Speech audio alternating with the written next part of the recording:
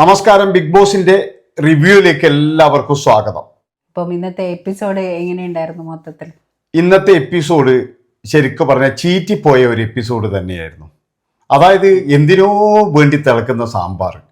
കുറേ ആൾക്കാർ ഇന്റർവ്യൂ ചെയ്തെടുത്തിട്ട് എന്തൊക്കെയോ പറഞ്ഞു കൊടുത്തിട്ടുണ്ട്. നിങ്ങൾ ഇവിടെ നിലനിൽക്കണമെങ്കിൽ നിങ്ങൾ പല അഭ്യാസങ്ങളും കാണിക്കേണ്ടി വരും. അങ്ങനെ എന്തൊക്കെയോ പറഞ്ഞു കൊടുത്ത ഒരുപാട് പേരെടുത്ത ഒരു എപ്പിസോഡ്.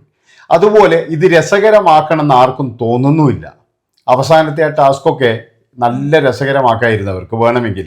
പക്ഷെ മരവാഴകളെല്ലാം നന്മ മരങ്ങളായിട്ട് അവിടെ ഇവിടെയും പോയിട്ട് കിടന്നുറങ്ങലും അതുപോലെ അവരുടേതായ വെള്ളം കുടിയും പിന്നെ അപ്പാനി ശരത്തിൻ്റെ അയൽക്കൂട്ടവും അതാണ് ഇന്ന് സംഭവിച്ചിരിക്കുന്നത്. മൊത്തത്തില് ലൈവ് കണ്ടിട്ടോ അങ്ങനെയാ തോന്നിയത്? ലൈവ് കണ്ടപ്പോഴെന്ന് പറഞ്ഞാൽ ലൈവിലെ അവസാനത്തെ ടാസ്ക് നമ്മൾ കണ്ടില്ലല്ലോ, കാണാൻ പോകുന്നല്ലേ ഉള്ളൂ. അപ്പൊ അതുവരെ കണ്ടതിൽ വെച്ചിട്ട് എന്ന് പറഞ്ഞാൽ ഇന്ന് ഈ പിന്നെ എന്താ പറയുക, ഈ ഷാനവാസിന്റെ ഒരു നുണപറച്ചിലുണ്ടായിരുന്നു. ഞാൻ പറഞ്ഞല്ലോ, ആദ്യം തന്നെ ഞാൻ പറഞ്ഞത് എന്താ, എന്തെങ്കിലും ഒന്ന് ഇവിടെ കാഴ്ച വെച്ച് കഴിഞ്ഞാൽ നിങ്ങൾക്ക് ഇവിടെ നിൽക്കാം, ഇല്ലെങ്കിൽ ഇവിടെ നിൽക്കത്തില്ല. ബിഗ് ബോസ് പിടിച്ച് പുറത്തെറിഞ്ഞിട്ട് അടുത്ത ആൾക്കാരെ കൊണ്ടുവരും. ഇനിയും ഒരുപാട് പേര് ഇവർ റെഡിയാക്കി വെച്ചിട്ടുണ്ട്, അതാരോടും പറയാത്തതാണ്.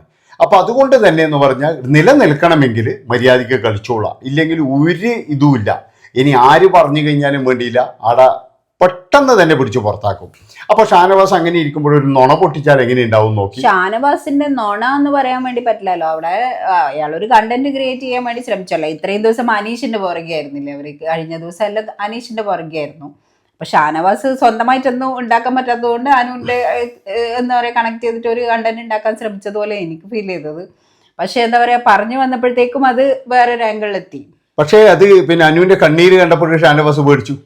അതാണ് പറ്റിയത്. ഷാനവാസ് ഉറച്ചു നിൽക്കണം.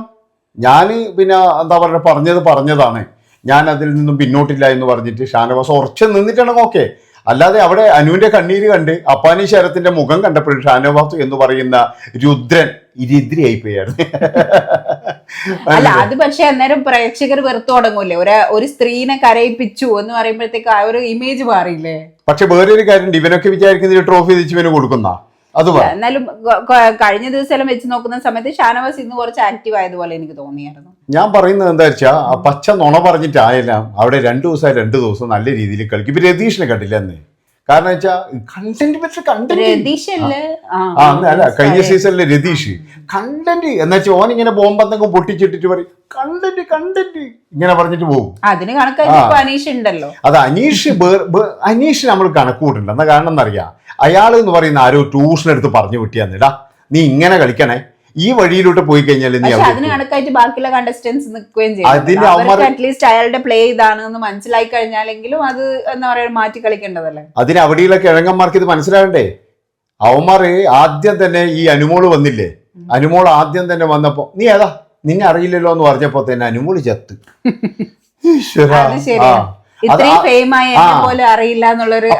അത് അയാളുടെ ഒരു കളിയാണ്.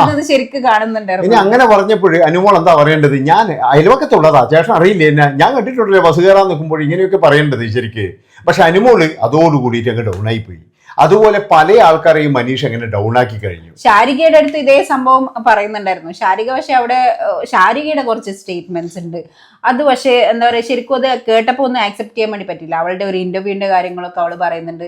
ഞാൻ ഫേക്ക് ആയിട്ടാണ് ഇന്റർവ്യൂ ചെയ്യുന്നത്, ജനങ്ങളെ പറ്റിക്കുന്ന എന്നാൽ എന്റെ ഇന്റർവ്യൂ കണ്ടിട്ട് ജനങ്ങൾ പറ്റിക്കപ്പെടുന്നുണ്ടെങ്കിൽ അത് അവരുടെ കുഴപ്പം കൊണ്ടാണ് എന്നൊക്കെ പറഞ്ഞിട്ട് ശാരികയുടെ കുറെ സ്റ്റേറ്റ്മെന്റ്സ് ഉണ്ടായിരുന്നു. അതിനെപ്പറ്റി എന്താ പറയാനുള്ളത്? ശാരികന്റെ ഇന്റർവ്യൂ മാത്രമല്ല, ശാരിക ഈ രംഗത്തേക്ക് വരാൻ വേണ്ടിയിട്ട് ഞാൻ പിന്നെ കേട്ടെടുത്തോളം, അതായത് ശാരികന്റെ ഒരു ഇന്റർവ്യൂ ഞാൻ ലേറ്റസ്റ്റ് ആയിട്ട് കേട്ടിരുന്നു. അതിൽ ഭർത്താവിനെ പറ്റിയിട്ട് വളരെ മോശമായിട്ടാണ് പറയുന്നത്. അതായത് അങ്ങേര് കറക്റ്റായിട്ട് പൈസയെ തരത്തുള്ളൂ, അല്ലെങ്കിൽ അങ്ങനെയൊക്കെ ആയിട്ട് ഒരുപാട് കുറ്റങ്ങൾ. എന്തിനാണെന്ന് വെച്ച് കഴിഞ്ഞാൽ ബിഗ് ബോസിൽ പോകാൻ വേണ്ടിയിട്ട് എന്തെങ്കിലും ഒന്ന് പറയണമല്ലോ. അപ്പോൾ തന്നെ എനിക്ക് മനസ്സിലായ ഒരു കാര്യം, ശാരിക തന്നെയാണ് ശാരികയോട് കുടുംബജീവിതം വരെ തകർത്തത് എന്നുള്ളതാണ്. അതായത് ശാരികക്ക് വേണ്ടത് എന്ന് പറഞ്ഞാൽ ഇതുപോലെയുള്ള ഫെയിമാണ്. ആൾക്കാരുടെ തെറി കേൾക്കുക, അതുപോലെ ഊക്ക് വാങ്ങിക്കുക, ഇങ്ങനെയുള്ള ഒരു ഫെയിം ആണ് ശാരിക ഉദ്ദേശിക്കുന്നത്. അത് ഭർത്താവിൻ്റെ കൂടെ നിന്ന് കഴിഞ്ഞാൽ ചിലപ്പോൾ നടക്കൂല. കാരണം ഭർത്താവ് പറയും അത് ശരിയാവൂല, നീ ചെയ്യുന്നത് മോശമെന്ന് പറഞ്ഞു കഴിഞ്ഞാൽ അവിടെ ഡൗൺ ആയി പോകും. അതുകൊണ്ട് ആ ഒരു ലെവലിലാണ് ശാരിക ഇപ്പോഴും അവിടെ നിൽക്കുന്നത്. ശാരിക ഇപ്പോഴും വിചാരിക്കുന്നത് എൻ്റെ കണ്ടന്റ് ഒരുപാട് ഇനി വരാനുണ്ട് എന്നാണ്. ഞാൻ പറഞ്ഞില്ലേ, ഈ രതീഷിന്റെ മുമ്പിൽ ഇവർ അനീഷിന്റെ മുന്നിൽ പലപ്പോഴും ഇവരെല്ലാവരും വീണു പോകുന്നു. ഇനി അങ്ങോട്ട് എന്ത്, കാരണം ഇപ്പോൾ തന്നെ 2 ദിവസം ആകുമ്പോഴേക്കും അവർക്ക് ഒരുപാട് അതിൻ്റെ ഉള്ളിൽ നിന്ന് എന്താ ചെയ്യേണ്ടതെന്നൊരു പിടുത്തം കിട്ടുന്നില്ല. ശാരിക അതിൽ വന്നിട്ട് ഒരു ഡയലോഗ് പറയുന്നുണ്ട്, എനിക്ക് കുറച്ചുകൂടെ വൈബ്രന്റ് ആയ ഒരു ബിഗ് ബോസ് ആണ് ഞാൻ പ്രതീക്ഷിക്കുന്നത് എന്നൊക്കെ പറഞ്ഞിട്ട് ക്യാമറയോട് സംസാരിക്കുന്നുണ്ട്. ബിഗ് ബോസ് അത് നിങ്ങൾക്ക് മനസ്സിലല്ലേ, ബിഗ് ബോസിനെ സൂചിപ്പിക്കാനാണത്. അതായത് എന്റെ ഉള്ളിൽ ഇനിയും എന്ത് കുറെ ഉണ്ട്. അത് കഴിഞ്ഞ പ്രാവശ്യം എനിക്ക് ഓർമ്മയുണ്ടോന്ന് അറിയില്ല, ഈ റിനോഷ് എന്ന് പറയുന്ന ഒരു പാർട്ടി ഉണ്ടായിരുന്നു. ഈ റിനോഷ് വന്നിട്ട് എല്ലാവരും പറഞ്ഞു റിനോഷ് ഗെയിം കളിക്കും. അങ്ങനെ 60 ദിവസം കഴിഞ്ഞു, റിനോഷിന്റെ ഗെയിം വന്നില്ല. ഈ 70 ദിവസം കഴിഞ്ഞു. ബിഗ് ബോസും ഈ കമന്റ് ഒക്കെ നോക്കുന്നുണ്ട്. നമ്മൾ വിചാരിച്ചേ ബിഗ് ബോസിന്റെ ടീം എന്ന് പറഞ്ഞു കഴിഞ്ഞാൽ ഈ റിവ്യൂവിൽ വരുന്ന കമന്റുകൾ നോക്കും. അപ്പൊ അതിലെങ്ങനെയാന്ന് നോക്കുമ്പോൾ റിനോഷിന്റെ ഗെയിം വരാൻ പോന്നേ ഉള്ളൂ, റിനോഷിന്റെ ഗെയിമിനെ പറ്റി നിങ്ങൾക്കൊന്നും അറിയില്ല എന്നൊക്കെ പറഞ്ഞിട്ട് അങ്ങനെ 97ാമത്തെ ദിവസം റിനോഷ് പുറത്തും പോയി. പിന്നെ ആരോ ഒരാൾ കമന്റ് ഇട്ട് എന്താണെന്നറിയാം, ഇയാൾ 102ാമത്തെ ദിവസം കളി തുടങ്ങും എന്നുള്ളതാണ്. അവിടെ സ്റ്റേജ് പൊളിക്കാൻ തുടങ്ങുമ്പോൾ മെഡിക്കൽ എന്തോ പ്രോബ്ലം ആയിട്ടില്ലേ പോയി. അത് ശരിയാണ്, പക്ഷെ അയാളെ പ്രതീക്ഷിച്ചുകൊണ്ടിരുന്നാണ്. അതുപോലെ ഈ ശാരിക എന്ന് പറയുന്നത് ബിഗ് ബോസിന് എന്തോ ഒരു വലിയ വാഗ്ദാനവും കൊടുത്തില്ല ഇതിൻ്റെ അത് കയറിയിരിക്കുന്നത്. ഇതിന്റെ അകത്തുള്ള ഒരു സംഭവം തന്നെ എന്താണെന്ന് വെച്ച് കഴിഞ്ഞാല്, അതായത് ഇവരുടെ സെലക്ഷൻ തന്നെ എന്ന് പറഞ്ഞാൽ അമ്പേ പരാജയമാണ്.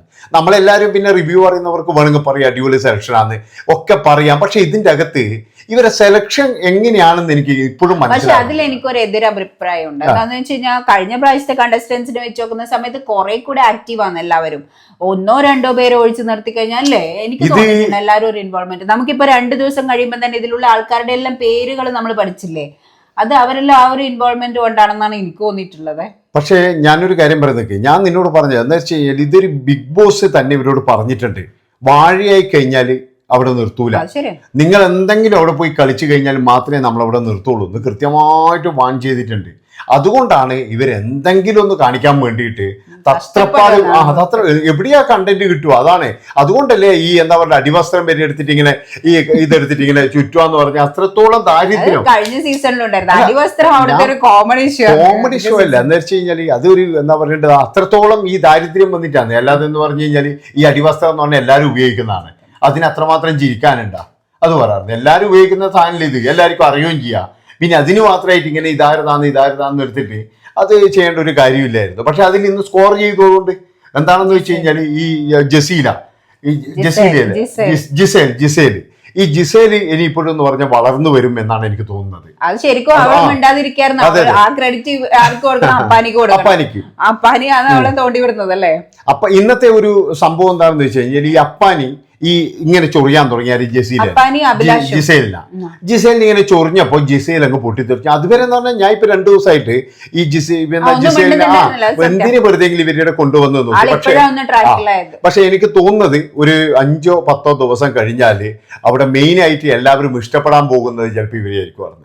കാരണം അവർ ആ ഒരു മാറ്റം കൊണ്ടുവരും, അവർക്ക് അതിനുള്ള കൃത്യമായിട്ടുള്ള ഒരു നിലപാട്. എക്സ്പീരിയൻസ് ഉള്ള ഒരാളല്ലേ, മുന്നത്തെ ബിഗ് ബോസിൽ പോയി അവിടെ ഒരു ലവ് ട്രാക്ക് പിടിച്ചിട്ട് പുറത്തായ ഒരാളാണ് ഈ ജിസേൽ എന്ന് പറയുന്നത്. അപ്പൊ പിന്നെ ആ ഒരു അറ്റ്ലീസ്റ്റ് അവിടെ ഒരു 2 വീക്സ് നിന്നതിന്റെ ഒരു എക്സ്പീരിയൻസ് എങ്കിലും ഇവിടെ കാണിക്കേണ്ടതല്ലേ. തീർച്ചയായിട്ടും. അത് മാത്രല്ല ഇന്നത്തെ ആ ഒരു 4 പേര് വേറൊരാളില്ലേ, നമ്മുടെ വലിയ കാര്യമായ ഒരാള് പറയാൻ വിട്ടുപോയി, രേണുസുതി. ഈ രേണുസുതി ഒരു കണ്ടന്റ് മേക്കറായിട്ട്, അതായത് കണ്ടന്റ് കൊടുത്തുകൊണ്ടേയിരിക്കും, ബോസിന് ഒരു പണിയും ഉണ്ടാവില്ല, കണ്ടന്റ് ഇങ്ങനെ വാരി വിതറും എന്നാണ് വിചാരിച്ചത്. ഞാൻ പറഞ്ഞല്ലോ ഒന്നും കാര്യമില്ല എന്ന് മാത്രമല്ല, എനിക്ക് തോന്നുന്നത് രേണുസുതി ഈ ആഴ്ച തന്നെ പോകാനും ചാൻസ് ഉണ്ട്. കാരണം ഇവിടെ ഒന്നും ചെയ്യാനില്ല രേണുസുതിക്ക്. കാരണം വെറുതെ ഇങ്ങനെ ഒരു കണ്ടന്റ് കൊടുക്കാൻ എനിക്ക് കഴിയുന്നില്ല. ഒരു ഡ്രാമ ഉണ്ടായിരുന്നു, തലവേദനയുടെ ഡ്രാമ. അത് ഡ്രാമ മാത്രമല്ല, അത് എന്ന് പറഞ്ഞാൽ ഇതിൻ്റെ ഉള്ളിൽ വന്ന് പെട്ടുപോയല്ലോ ഈശ്വര, ഇനി എന്താ ചെയ്യാ, ഞാൻ വെളിയിൽ ഇറങ്ങിക്കഴിഞ്ഞാൽ ഇനി എന്നെ ഒരാൾ പോലും ഒന്നിനും വിളിക്കത്തില്ല. അതാണ് ഇവിടെ ഈ കളിയില്ലേ. അതായത് രേണുസുതിക്ക് ഇതൊരു നൂൽപ്പാലാണ്. ഇതില് വീണ് പോയിട്ടുണ്ടെങ്കിൽ പിന്നെ രേണുസുതിനെ ഒരാളും പിന്നെ മൈൻഡ് ചെയ്യില്ല. ഓൾറെഡി ഒരു എന്താ പറയുക സോഷ്യൽ മീഡിയയിൽ നെഗറ്റീവ് ആയാലും ഒരു റീച്ചിൽ നിൽക്കുന്ന സമയത്താണ് രേണുസുതി ഉള്ളിൽ വന്നത്. തീർച്ചയായിട്ടും. അപ്പൊ പിന്നെ ഈ ഒരു സമയത്ത് നെഗറ്റീവ് ആയി പോയി കഴിഞ്ഞാൽ ചിലപ്പോൾ അവരുടെ കരിയർ തന്നെ അത് ബാധിച്ചു. അവരെ വിളിക്കത്തില്ല. പിന്നെ ഒരാൾ പോലും ഈ രേണുസുതി എന്ന് പറയുന്ന ആ ഒരു വ്യക്തിനെ മൈൻഡ് പോലും ചെയ്യത്തില്ല. ആ ഒരു ഗതിയിലേക്ക് പോകും. അത് പക്ഷെ അവർ നല്ലൊരു പ്രതിഫലം വാങ്ങിക്കുന്നുണ്ടെന്നാണ്. അത് പ്രതിഫലം ഉണ്ടാവും. കാരണം അവരെ പിന്നെ എന്താ പറയണ്ടേ, അവരെ നല്ല രീതിയിൽ അവർക്ക്, ഞാൻ പറഞ്ഞല്ലോ അവരൊരു സാധാരണ സ്ത്രീയൊന്നും അല്ല. അവരെ ഈ എന്താ പറയണ്ടേ, അവരെ വെച്ച് കണ്ടന്റ് ഉണ്ടാക്കുന്നവരില്ലേ, അവരാണ് വിഡ്ഢികൾ എന്ന് ഞാൻ പറയുള്ളൂ. കാരണം ഇവര് കൃത്യമായിട്ട് എറിയേണ്ട സ്ഥലത്ത് എറിയുന്നത്. ഞാൻ നിങ്ങളെ വെച്ച് ഒരു റീൽ എടുക്കാൻ വേണ്ടി ഇരിക്കായിരുന്നു, അപ്പോഴത്തേക്കും നിങ്ങൾ ഇതിന്റെ അകത്ത് എത്തിപ്പോയി. തീർച്ചയായും അവരെന്താ വെച്ച് കഴിഞ്ഞാൽ അവര് കൃത്യം എവിടെയാണ് എറിയേണ്ടത് ആ സ്ഥലത്താണ് രേണുസുതി എന്ന് പറയുന്ന വ്യക്തി എറിയുന്നത്.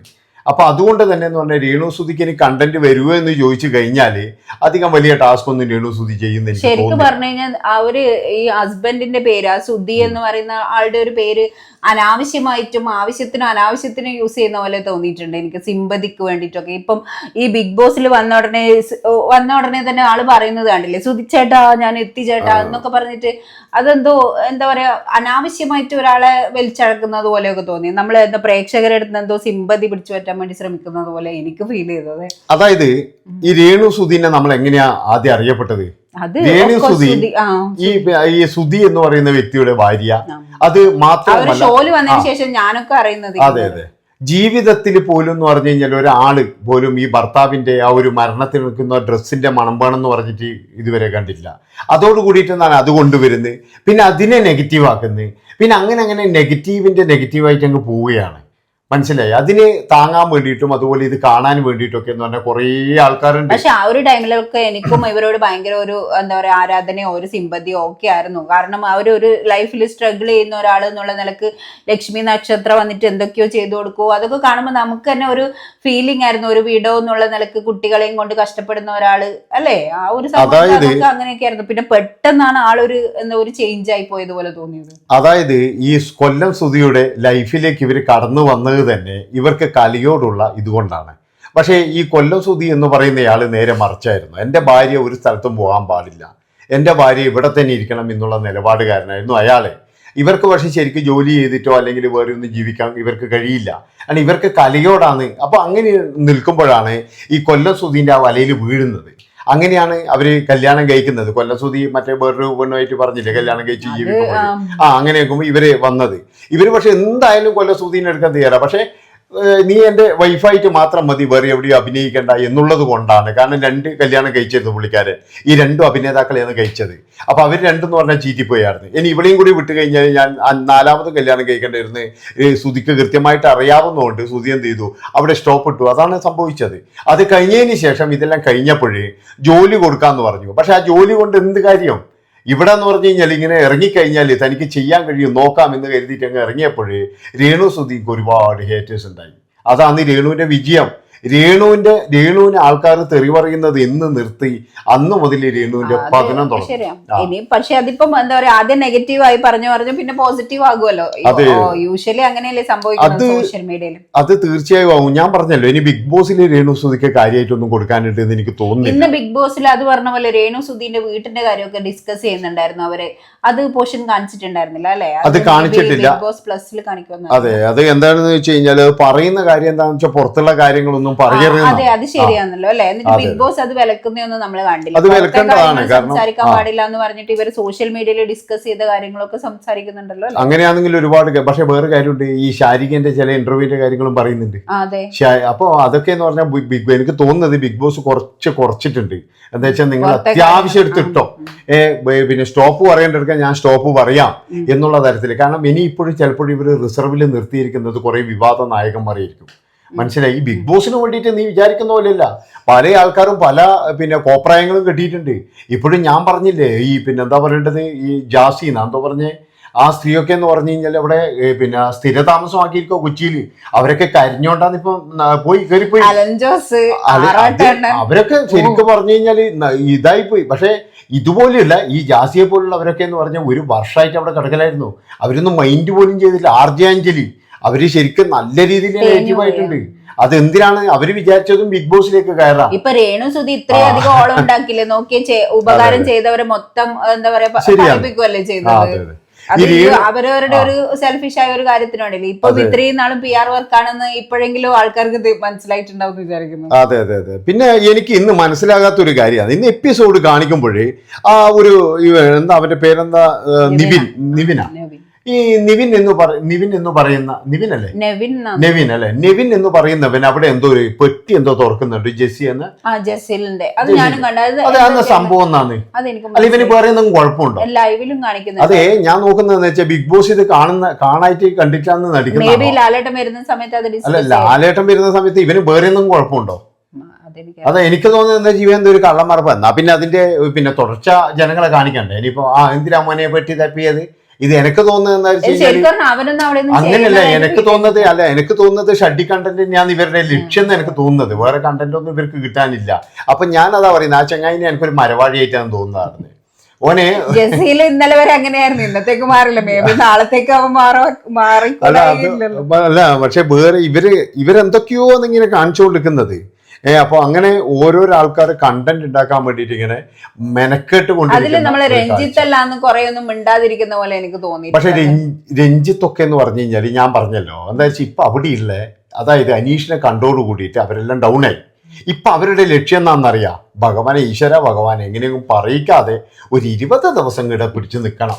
അതാണ് പലരുടെ ആദ്യത്തെ ആഴ്ചയില് നോമിനേഷനിൽ അതെ അതെ അവരുടെ എല്ലാവരുടെയും ലക്ഷ്യം അത് തന്നെയാണ് ഇപ്പോ. കാരണം ഇവിടെ എന്താ വെച്ചാൽ അവർക്ക് കേറിയപ്പോഴ് എല്ലാവർക്കും കേറാൻ ഭയങ്കര ആഗ്രഹമായിരിക്കും. കേറി കഴിഞ്ഞാല് അവിടത്തെ അതാണ് അത് ഭയങ്കര ഇതാന്ന് നടത്തി. പിന്നെ എന്തൊക്കെയോ കാണിക്കലാന്ന്, കാരണം കാണിച്ചു കൂട്ടുമ്പോഴേ ഇപ്പൊ എല്ലാവർക്കും പേടിയുണ്ട് നല്ല. എന്ന് വെച്ചാൽ ഇന്ന് പല ആൾക്കാരുടെയും മുഖത്ത് കണ്ടു ആ പേടി കണ്ടു. എന്താ പുറത്തിറങ്ങി പറയുന്നില്ലേ, എനിക്ക് എങ്ങനെ വാഴാന്നുള്ള പേര് കേൾക്കാൻ വയ്യ, നെഗറ്റീവ് ആകാൻ വയ്യ, പോസിറ്റീവ് ആകാൻ വയ്യ, എന്താ ചെയ്യേണ്ടത് ഒരു കൺഫ്യൂഷൻ. അല്ല എന്താ വെച്ചാൽ ഒന്നാമത്തെ കാര്യം തന്നെ ബിഗ് ബോസ് കൊണ്ട് ആരും രക്ഷപ്പെട്ടിട്ടില്ല. അതാണ് ഇപ്പോഴും സീരിയൽ ആർട്ടിസ്റ്റ് തേഞ്ഞു പോയ കഥയല്ലേ. അതെ അതെ അനുമോൾക്കെല്ലാം ചിലപ്പോൾ അത് വലിയൊരു പരാജയം തന്നെയായിരിക്കും അത്. അതുപോലെ തന്നെ ഈ രുദ്രന് വരെ എന്ന് പറഞ്ഞ ഇവന് വരെ കയറേണ്ട ആവശ്യമില്ലായിരുന്നു, ഈ ഷാനവാസിനൊന്നും. ഷാനവാസ് പക്ഷെ ഇപ്പം വലിയ സീരിയലൊന്നും തോന്നല്ലോ. അതെ അതെ മുന്നേ ഒരു കുങ്കുമപ്പൂല് മാത്രമേ പിന്നെ ഇതിപ്പോ ചാനലുണ്ടോന്നറിയില്ല. ഇന്ന് 3ാമത്തെ എപ്പിസോഡാണ്. അപ്പൊ വരും ദിവസങ്ങളിൽ ഇനിയിപ്പോ നാളെ മുതൽ ലൈവ് അപ്ഡേറ്റ് ഒക്കെ ആയിട്ട് നമ്മൾ വരും. അപ്പോ ഇത്രയല്ലേ, ഇനി വേറെ ഒന്നും കാര്യമായിട്ട് ഇനി ഒന്നും പറയാനില്ലല്ലോ. ഇന്നത്തെ എപ്പിസോഡ് ആക്ടിവിറ്റി നടന്നുകൊണ്ടിരിക്കുകയാണ്. അതെ അതെ. അപ്പൊ അടുത്ത എപ്പിസോഡുമായിട്ട് വരുന്നവരെല്ലാവർക്കും നന്ദി, നമസ്കാരം. എല്ലാവരും ലൈക്കും ഷെയറൊക്കെ ചെയ്യുക. Bye bye, thank you, good night.